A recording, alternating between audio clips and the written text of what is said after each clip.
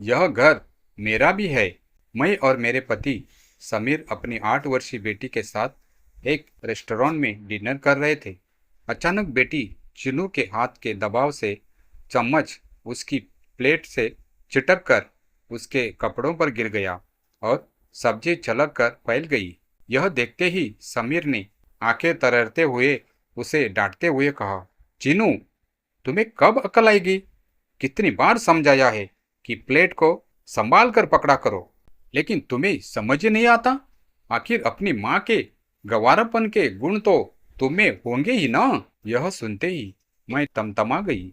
अभी बच्ची है, यदि प्लेट से सब्जी गिर भी गई तो कौन सी आफत आ गई है? तुमसे क्या कभी कोई गलती नहीं होती? और इसमें गंवारापन वाली कौन सी बात है? बस तुम्हें मुझे नीचा दिखाने का कोई ना कोई बहाना चाहिए। सुमान, तुम्हें बीच में बोलने की जरूरत नहीं है। इसे टेबल मैनर्स आने चाहिए। मैं नहीं चाहता इसमें तुम्हारे गुण आए। मैं जो चाहूंगा इसे सीखना पड़ेगा। मैंने रोश में आकर उसकी बात बीच में काटते हुए कहा, यह तुम्हारे हाथ की कठपुतली नहीं है कि जिसे जिस तरह चाहो नचा लो। और फिर कभी तुमने सोचा है कि इतनी सख्ती करने का इस नन्ही सी जान पर क्या असर होगा? वह तुमसे दूर भागने लगेगी। मुझे तुम्हारी बकवास नहीं सुननी। कहते हुए समीर चम्मच प्लेट में पटक कर बड़बड़ाता हुआ रेस्टोरेंट से बाहर निकल गया। गाड़ी स्टार्ट कर घर लौट गया। मेरी नज़र चिन्नू पर पड़ी।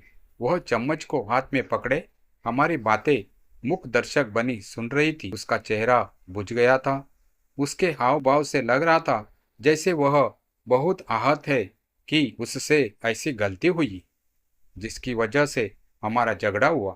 मैंने उसका फ्रॉक नैपकिन से साफ किया और फिर पुचकारते हुए कहा, कोई बात नहीं बेटा, गलती तो किसी से भी हो सकती है। तुम अपना खाना खाओ। नहीं मम्मा, मुझे भूख नहीं है, मैंने खा लिया। कहते हुए वह उठ गई। मुझे पता था कि अब वह नहीं खाएगी। सुबह वह कितनी खुश थी जब उसे पता चला था कि आज हम बाहर डिनर पर जाएंगे। यह सोचकर मेरा मन रुआसा हो गया कि मैं समीर की बात पर प्रतिक्रिया नहीं देती तो बात इतनी नहीं बढ़ती। मगर मैं भी क्या करती? आखिर कब तक बर्दाश्त करती? मुझे नीचा दिखाने के लिए बात बात में चिन्नू को मेरा उदाहरण देकर कि अपनी माँ जैसी मत बन जाना, उसे डांटता रहता है। मेरी चिढ़ को उस पर निकालने की उसकी आदत बनती जा रही थी। हम दोनों कैब लेकर घर आए तो देखा समीर दरवाजा बंद करके अपने कमरे में था। हम भी आकर सो गए, लेकिन मेरा मन इतना अशांत था कि उसके कारण मेरी आंखों में नींद आने का नाम ही नहीं ले रही थी। मैंने बगल में लेटी चुनू को भरपूर दृष्टि से देखा। कितनी मासूम लग रही थी वह। आखिर उसकी क्या गलती थी कि वह हम दोनों के झगड़े में पिसे? विवाह होते ही समीर का पैशाचिक व्यवहार मुझे खलने लगा था। मुझे हैरानी होती थी यह देखकर कि विवाह के पहले प्रेमी समीर के व्यवहार में पति बनते ही कितना अंतर आ गया। वह मेरे हर काम में मीन मेख निकालकर यह जताना कभी नहीं चुकता था कि मैं छोटे शहर में पली हूँ। यहाँ तक कि वह किसी और की उपस्थिति का भी ध्यान नहीं रखता था। इससे पहले कि मैं समीर को अच्छी तरह समझूं, चिन्नू मेरे गर्भ में आ गई। उसके बाद तो मेरा पूरा ध्यान ही आने वाले बच्चे की आगवानी की तैयारी में लग गया था। मैंने सोचा कि बच्चा होने के बाद शायद उसका व्यवहार बदल जाएगा। मैं उसके पालन पोषण में इतनी व्यस्त हो गई कि अपने मान अपमान पर ध्यान देने का मुझे वक्त ही नहीं मिला। वैसे चिन्नू की भौतिक सुख सुविधा में वह कभी कोई कमी नहीं छोड़ता था। वक्त मुट्ठी में रेत की तरह फिसलता गया और चिन्नू 3 साल की हो गई। इन सालों में मेरे प्रति समीर के व्यवहार में रत्ती भर परिवर्तन नहीं आया। खुद तो चिन्नू के लिए सुविधाओं को उपलब्ध करा कर ही अपने कर्तव्यों की इतिश्री समझता था, लेकिन उसके पालन पोषण में मेरी कमी निकालकर वह मुझे नीचा दिखाने का कोई मौका नहीं छोड़ता था। धीरे धीरे वह इसके लिए चिन्नू को अपना हथियार बनाने लगा कि वह भी मेरी आदतें सीख रही है। जो कि मेरे लिए असहनीय होने लगा था। इस प्रकार का वाद विवाद रोज का ही हिस्सा बन गया था और बढ़ता ही जा रहा था। मैं नहीं चाहती थी कि वह हमारे झगड़े के दलदल में चीनू को भी घसीटे। चीनू तो सहमी हुई मुख दर्शक बनी रहती थी और आज तो हद ही हो गई थी। वास्तविकता तो यह है कि समीर को इस बात का बड़ा घमंड है कि वह इतना कमाता है और उसने सारी सुख सुविधाएं हमें दे रखी है और वह पैसे से सारे रिश्ते खरीद सकता है। मैं सोच में पड़ गई कि स्त्री को हर अवस्था में पुरुष का सुरक्षा कवच चाहिए होता है, फिर चाहे वह सुरक्षा कवच स्त्री के लिए सोने के पिंजरे में कैद होने के समान ही क्यों न हो। इस कैद में रहकर स्त्री बाहरी दुनिया से तो सुरक्षित हो जाती है, लेकिन इसके अंदर की यातनाएं भी कम नहीं होती। पिछली पीढ़ी में स्त्रियां आर्थिक रूप से आत्मनिर्भर नहीं होती थी, इसीलिए असहाय होने के कारण पति द्वारा दी गई यातनाओं को मन मारकर स्वीकार लेती थी। उन्हें बचपन से ही गुट्टी पिला दी जाती थी कि उनके लिए विवाह करना आवश्यक है और पति के साथ रहकर ही वे सामाजिक मान्यता प्राप्त कर सकती है। इसके इतर उनका कोई वजूद ही नहीं। मगर अब स्त्रियां आत्मनिर्भर होने के साथ साथ अपने अधिकारों के लिए भी जागरूक हो गई है। फिर भी कितनी स्त्रियां हैं जो पुरुष के बिना रहने का निर्णय ले पा रही है। लेकिन मैं यह निर्णय लेकर समाज की सोच को जुटला कर रहूंगी। तलाक लेकर नहीं, बल्कि साथ रहकर। तलाक ही दुखद वैवाहिक रिश्ते का अंत नहीं होता। आखिर यह मेरा भी घर है, जिसे मैंने तन मन धन से संवारा है। इसे छोड़कर मैं क्यों जाऊं। लड़कियों का विवाह हो जाता है तो उनका अपने मायके पर अधिकार नहीं रहता। विवाह के बाद पति से अलग रहने की सोचे तो वही उस घर को छोड़कर जाती है। फिर उनका अपना घर कौन सा है जिस पर वे अपना पूरा अधिकार जता सके। अधिकार मांगने से नहीं मिलता, उसे छीनना पड़ता है। मैंने मन ही मन एक निर्णय लिया और बेफिक्र होकर सो गई। सुबह उठी तो मन बड़ा भारी हो रहा था। समीर अभी भी सामान्य नहीं था। वह ऑफिस के लिए तैयार हो रहा था तो मैंने टेबल पर नाश्ता लगाया, लेकिन वह मैं ऑफिस में नाश्ता कर लूँगा बड़बड़ाते हुए निकल गया। मैंने भी उसकी बात पर कोई प्रतिक्रिया नहीं दी। तीनों आकर मुझसे लिपट गई, बोली, मम्मा, पापा को इतना गुस्सा क्यों आता है। मुझसे थोड़ी सब्जी ही तो गिरी थी। आपको याद है, उनसे भी चाय का कप लुढ़क गया था और आपने उनसे कहा था कि कोई बात नहीं, ऐसा हो जाता है। फिर तुरंत कपड़ा लाकर आपने सफाई की थी। मेरी गलती पर पापा ऐसा क्यों नहीं कहते। मुझे पापा बिल्कुल अच्छे नहीं लगते। जब ये ऑफिस चले जाते हैं तब घर में कितना अच्छा लगता है। सब ठीक हो जाएगा बेटा, तू परेशान मत हो, मैं हूं ना। कहकर मैंने उसे अपनी छाती से लगा लिया और सोचने लगी कि इतनी प्यारी बच्ची पर कोई ऐसे गुस्सा कर सकता है।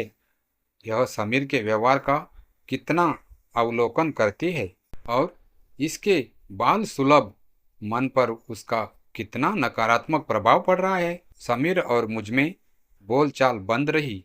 कभी कभी वह औपचारिकतावश चिनू से पूछता कहीं जाने के लिए, तो वह यह देखकर कि वह मुझसे बात नहीं करता है उसे साफ मना कर देती थी।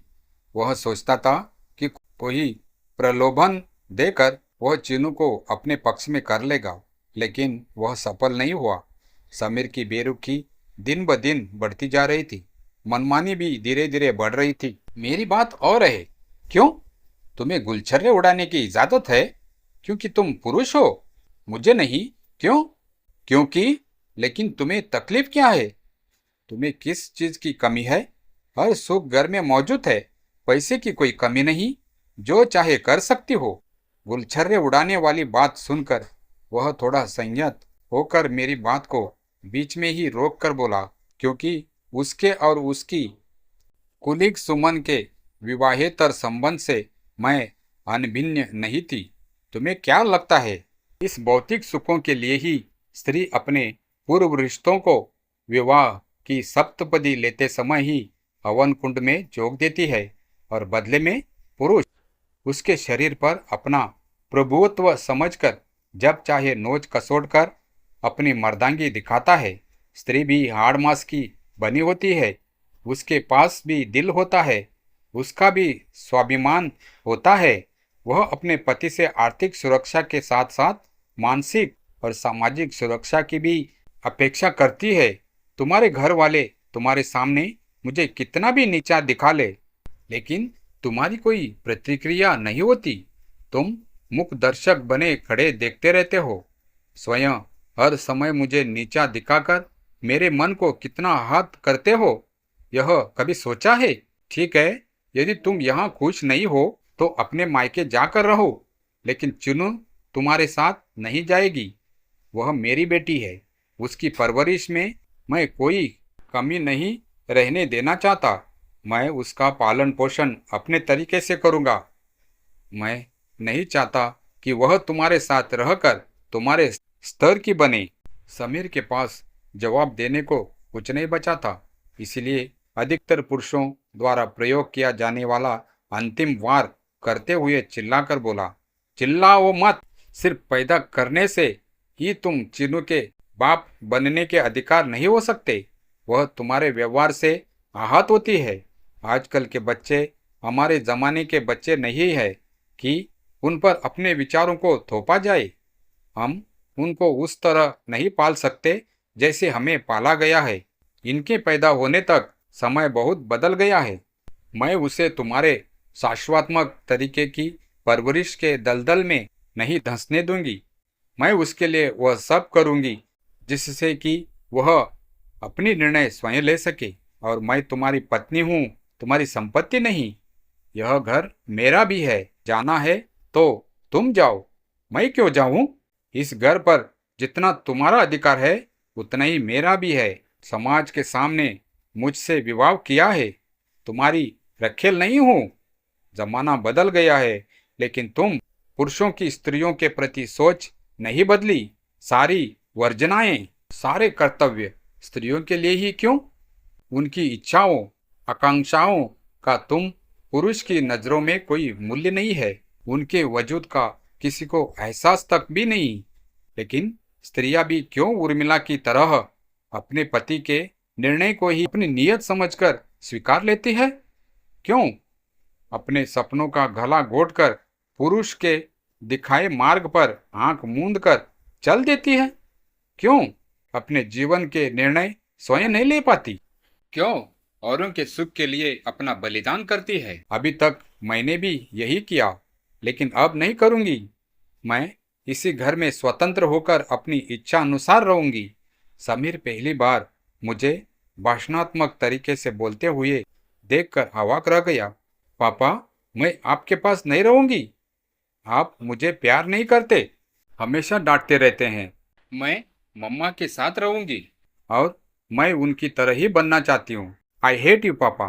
पर्दे के पीछे खड़ी चीनू, जो कि हमारी सारी बातें सुन रही थी, बाहर निकलकर रोष और खुशी के मिश्रित आंसू बहने लगी।